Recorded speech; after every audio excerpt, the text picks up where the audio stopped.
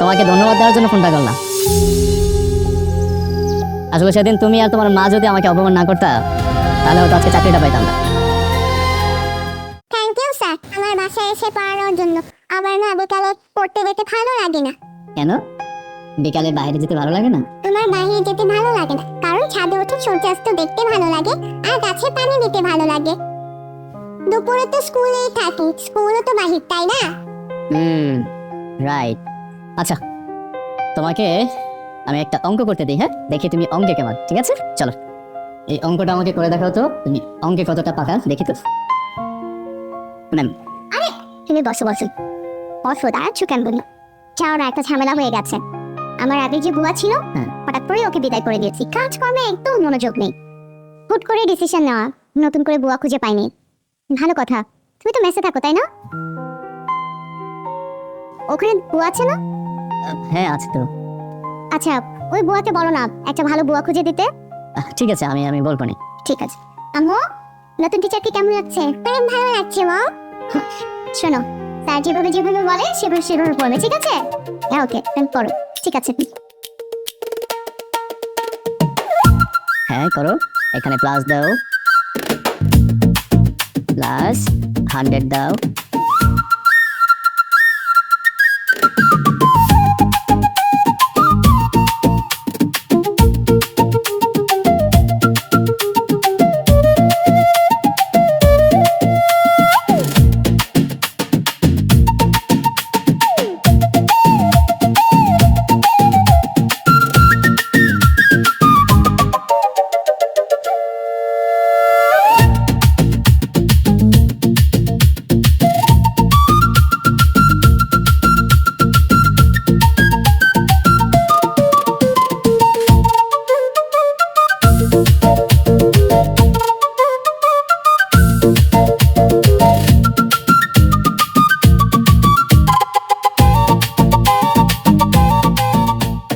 আচ্ছা, বোয়া বাড়িতে গিয়ে পৌঁছলো কিনা ফোন করেছিলাম?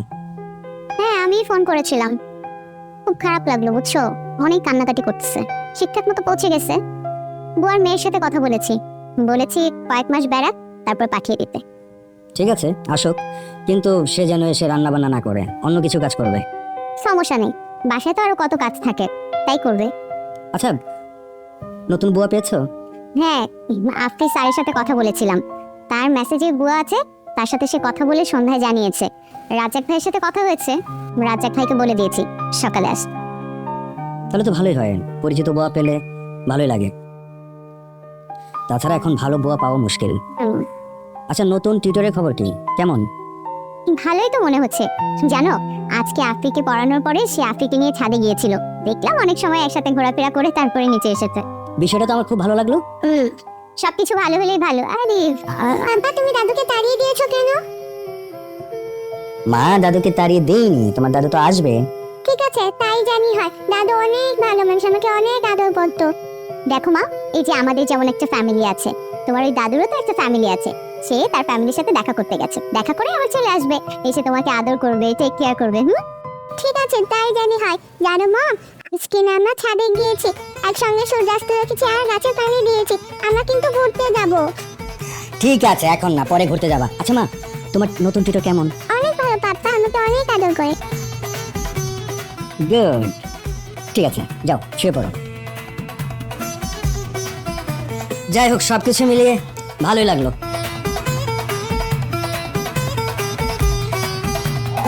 শোনো, আমরা কিন্তু প্রাথমিকভাবে সফল হয়েছি, হ্যাঁ? এখন বাকি প্ল্যানগুলো কালকে থেকে শুরু করতে হবে কাজ, ঠিক আছে?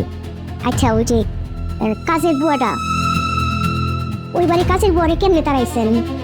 আরে, মহিলাটা খুব ভালো মানুষ আছে, রান্না বান্না কিন্তু ভালো করতো। আমি খুশি কি যখন রান্না বান্না করে যেত না, আমি পাতিলের মধ্যে এত মরিচের গুঁড়ো লবণ ঢেলে দিতাম। এবং 3 দিন করার পরে ম্যাডাম আর স্যারের ডাক দিলে দেখে দিল, বাস আমার রাস্তা ক্লিয়ার। অমনি তোমার এনে ঢুকাই দিলাম। শোনো, এখানে কিন্তু আমরা খুব বুদ্ধি করে সাবধানে চলতে হবে, বেশি কোনো কথা বলা যাবে না, ঠিক আছে? তোমার যদি জিজ্ঞেস করে তোমার বাড়ি কই, বলবা রংপুর, ঠিক আছে? একটা ছেলে আছে গ্রামে থাকে, আর তুই কিন্তু আগেবারে কোনো কথা বলবি না, তারা জিজ্ঞাসা ছাড়া দিয়ে একটা কথা উত্তর দিবি, ঠিক আছে? খুব সাবধানে চলতে হবে, ওকে? বড় লোক হয়েছিল, বড় বড় কাজের বুয়াটা কি গরিব মানুষ আসছিল? গরিব মানুষ, হ্যাঁ গরিব মানুষ চাষি, তুমি কি করবো? আমরা তো বড় লোক হচ্ছি, তাই না? আরে আমি বড় লোক হইতে। আচ্ছা আচ্ছা ঠিক আছে, আচ্ছা আমি টেবিল টেবিল গুছাই, খাওয়ান দাওয়ান গুছাই।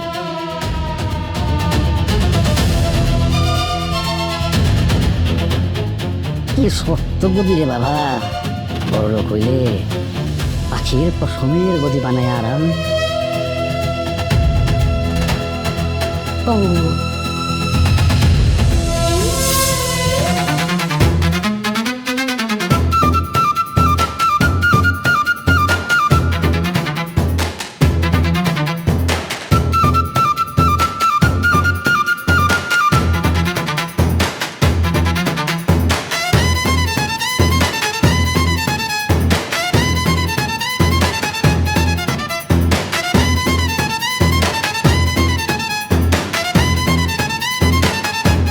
আরে তুই ঢাকা স্যার কবে আসলি? আসছি বেশি দিন হয় নাই, 1-2 দিন হোস। তো আপাতত কোথায় থাকতেছিস?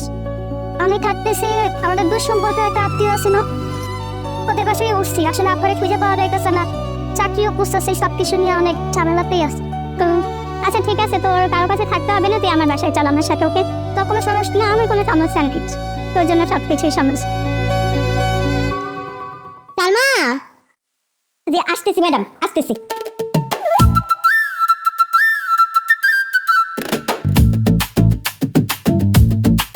এই যে ম্যাডাম চা। আরে কি আশ্চর্য, আমি তো তোমাকে বলিও নি আমার কি লাগবে।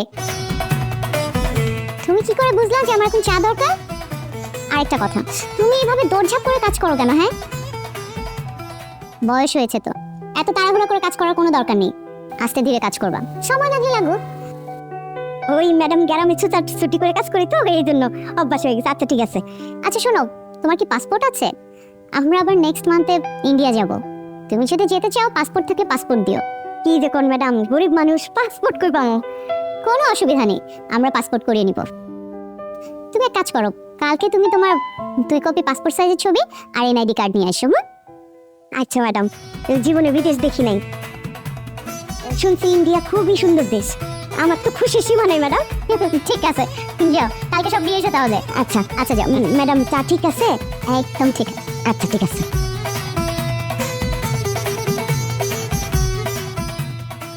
রাজের ভাই, রাজের ভাই একটু এদিকে আসো তো। ম্যাডাম ডাকছেন? রাজের ভাই, ওই আফ্রি একটু পার্কে যেতে চায়, আপনি বিকালে সাব্বির আর আফ্রিকে নিয়ে একটু পার্কে যান। হ্যাঁ জি ম্যাডাম, অবশ্যই নিয়ে যাবো। জি অবশ্যই। ম্যাডাম বলতেছিলাম যে ওই সাথে একটু সালমারে নিয়ে যায়, কারণ আফরি মামুনের যদি একটু ওয়াশরুমে যেতে হয় তখন তো একটা মহিলা থাকলে ভালো, তাই না? ঠিক বলেছেন তো, হ্যাঁ নিয়ে যান, সালমাকেও সাথে নিয়ে যান। জি ঠিক আছে। যাই। দেখছো আপা, করতে গিয়ে এতদিন পর পুলিশ আইসা কইতাছে দুলাভাই নাকি বিদেশ চলে গেছে। আরে আমু ঘরে গরিব পাইয়া ভুলভাল একটা বুঝ দিয়ে গেছে, বুঝছো, আর কিছু নেই। বাদ দে না ভাই, আল্লাহ আমাকে কপালে যা রাখছে তাই হইব। তোর দুলাভাই যদি বাইসা থাকে, সে একদিন না একদিন ফিরে আইবই, আর যদি কেউ মাইরা ফালায় তার বিচার আল্লাহ করব, আমরা থানা পুলিশ করতে যাবো না। ভাইরে, আলতার কাছে তো টাকা পাঠান লাগবো, আমার কাছে তো টাকা নাই, সব তো বেচা শেষ। তুই এসব নিয়ে চিন্তা করে তো বুঝ। আরে আমি তো আছি, তাছাড়া তুমি মিলে আমার মারপেটের বোন, আমার বাবার সম্পত্তির ভাগ তো তুমিও পাইবা নাকি? না রে ভাই, এমনিতে তোর কাছ থেকে অনেক টাকা আনছি, তাছাড়া তোর বউ যেভাবে কথা কয়, হাত তুই এক কাম কর, আমার এই বাড়িটা বেচার ব্যবস্থা কর।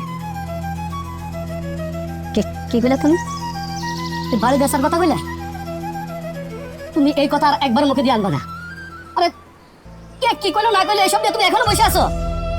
দেখো বাবু, তুমি আমার সেই ছোটবেলা থেকে কোনো ভিডিও করে মানুষ করছো। আরে তোমার সুখে দুঃখে আমি সবসময় আছি, সেটা আমি বলছি না তোমারে? তুমি ওই আলদারে টাকা পাঠানোর কথা চিন্তা করিনি, আমি আমার বাড়িতে টাকা পাঠানোর ব্যবস্থা করতেছি। আর তোমার শেষবারের মতো কইয়া যাইতেছি, এই বাড়ি বিক্রি করার কথা মুখে দিয়ে আনবা না। সবসময় আমি তোর পাশে আছি, তোর সুখে দুঃখে সবসময় আমি তোর পাশে আছি, আমি কইয়া গেলাম।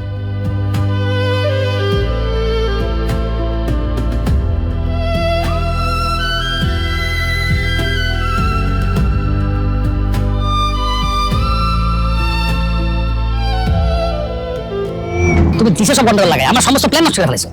আরে 15 দিনের জন্য ইন্ডিয়া গেলে সমস্যা কি? 15 দিন পরে তো আবার চলেই আসবো। সমস্যা কি সেটা বুঝো? বিদেশে গেলে পাসপোর্ট লাগে, পাসপোর্ট করতে হলে এনআইডি কার্ড লাগে। ওই এনআইডি কার্ড যখন দেখবো তোমার আর আমার সম্পর্ক, তাছাড়া তুমি আবার বলছো তোমার বাড়ি রংপুরে, এনআইডি কার্ড দেখাবো অন্য জায়গায়, তখন কি বলো? হাই হাই, তাহলে তো ধরা পড়ে যাবো গা।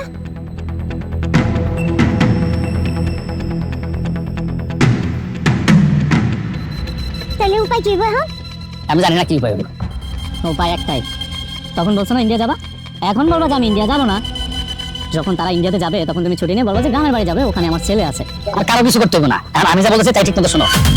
আমি আজকে রাত্রি না পলাই, ঠিক আছে? ওগুলা সাথে নানা করে দিবি, সাথে আমার সমস্যা আলোচনা হয়ে গেছে। আর তারপরে তুই একটা কাজ করে, আমি তো ব্যাপার থাকতেন দিয়া পর যে ইউনিভার্সিটি কাজে, ঠিক আছে? কাজ কর না, মানে তোর চাচ্ছি আমরা এখানে আস, হ্যাঁ ঠিক আছে? আর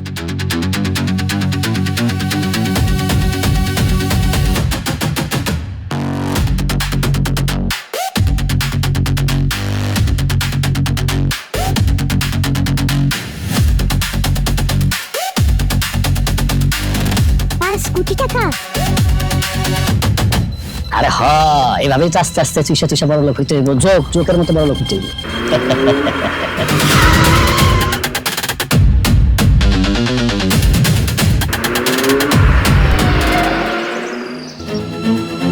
রে আফ্রি কই? হাই হাই, আফরি আফরি আফ্রি আফ্রি আফ্রি কই গেল মেয়েটা? রাস্তাটা দিয়ে গেছে নাকি? আফরি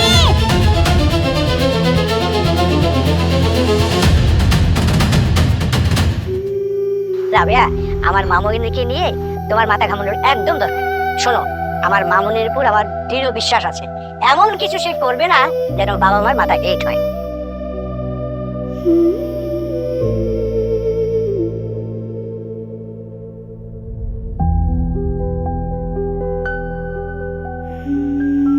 এভাবে আর কতদিন? যতদিন বাবাকে খুঁজে নাও বাবা। যদি আর না পাস তাহলে কি করবি? না পারলে আর কি করে? এই কল রেকর্ডিং দিয়ে চিগল কথা না, বাবাকে তোর ভুলতে পারবো না। আসলে বাবা এমন এক জিনিস, তাকে কখনো ভোলা যায় না। বাবা হচ্ছে মেয়েদের জানতাম। তোর কথা আমার বাবার কাছে সবসময় বলি, বাবা কেন যেন তোর বাবার কথা বললেই কেঁদে ওঠে। হয়তো বাবা ভাবে তোর বাবার মতো যদি হারিয়ে যায়, বাবাকে কখনো হারাইতে দিস না। বাবা হারাইলে বুঝবি আমারে না দেখেন কি যন্ত্রণা। দেখ বোন, এভাবে আর কাঁদিস না।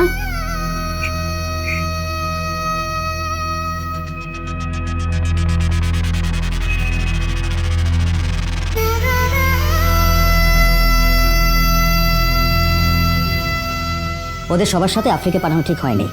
আচ্ছা, আফ্রি যখন যা বলবে সবকিছু তোমাকে শুনতে হবে? আচ্ছা, সব সময় কোথায় শুনি বলো? আজকে দিয়েছি আর দিব না, তুমি এত টেনশন কেন করছো? ওদের আসার সময় হয়ে গেছে। টেনশন করবো না। আচ্ছা, একটা কল দাও না।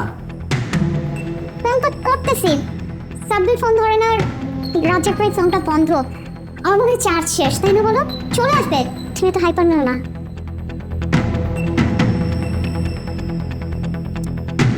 কি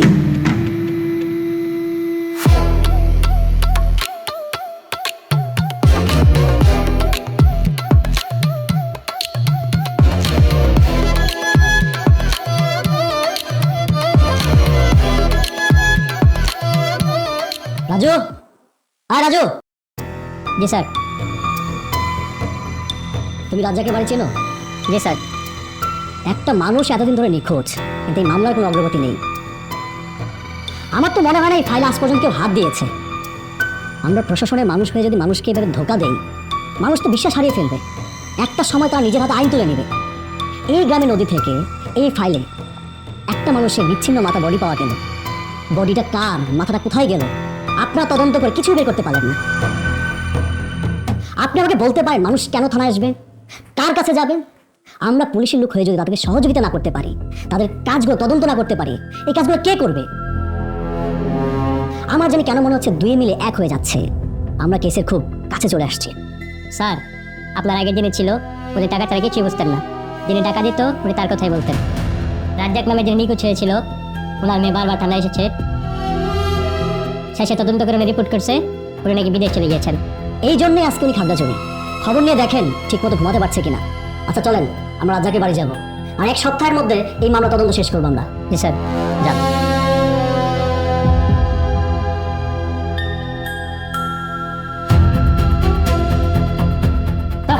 ম্যাডাম কখন আসছে গেছি আমরা মানে আপনি মনে আরে বলেছি আপনি কিনেছে আপনি কোথায় স্যার স্যার দোষ আমার আমার অনেক পানি পিপাসা লাগছিল গাছের তলে দাঁড় করাইয়া বলছি মা আমি রাস্তার ওই পারে যাবো পানি দেখাবো আরাম এই লিসি এক সেকেন্ডের মধ্যে আটকে যায় দেখি আফিমা উঠে নাই এই যে বিশ্রাইলাম চিল্লাইলাম আফিমা আফিমা আফিমা 3টা ঘন্টা জঙ্গলে সব জায়গায় বিশ্রাইলাম কোনো আনে পাইলাম না রাইট হয়ে গেছে গা এখনো পাই নাই পরে পাইতেছি না আমরা 3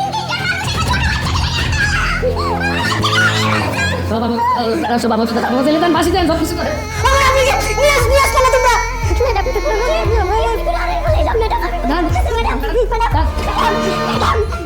আমার আপনি কই যাচ্ছে এখন আমার আপনি স্যার ম্যাডাম আমরা এখনো বাসায় বসে আছি কেন আমাদের তো থানায় যাওয়া উচিত মামলা করা উচিত